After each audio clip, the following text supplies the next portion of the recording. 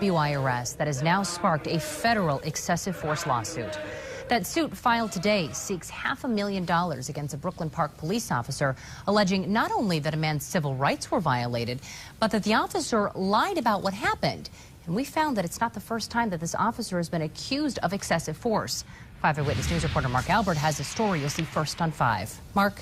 Leah, this is 33-year-old Amos Togbeson Jr. right after his arrest for suspicion of DWI in April of last year. He claims he asked repeatedly to use the restroom, but the arresting officer did not let him. So Togbeson wet himself in a holding area, and when the officer starts to clean it up, the confrontation begins. So right now, he's ordering your client into the corner.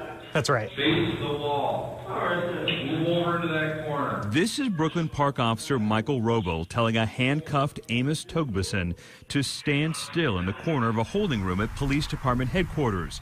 But Togbeson doesn't. Why did he move when the officer told him to stay there? What you're seeing there is sort of an intoxicated individual stumbling around. Togbeson wails as the officer tries to get him under control. Roble then appears to warn his colleague.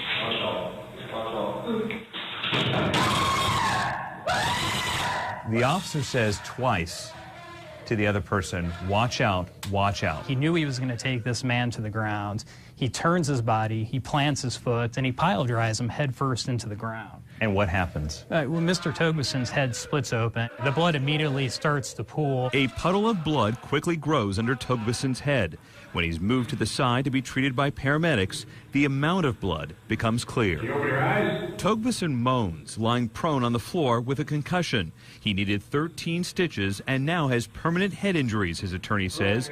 Officer Roble, in his official report, says the warning to his colleague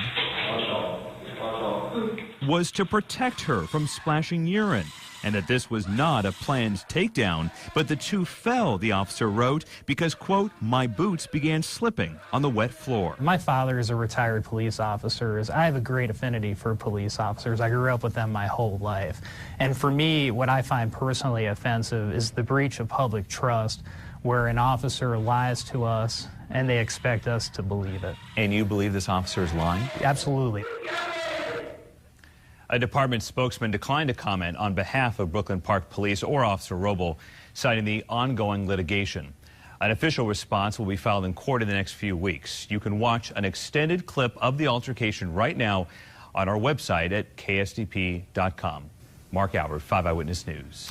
We did some digging into this officer's background. He's a St. Paul native who's been an officer in Brooklyn Park for almost 6 years. He was just named Officer of the Month in January, and he's earned honors of appreciation and achievement. Just 4 months before this latest incident, Brooklyn Park settled another excessive force lawsuit that he was initially a part of, costing taxpayers more than $52,000.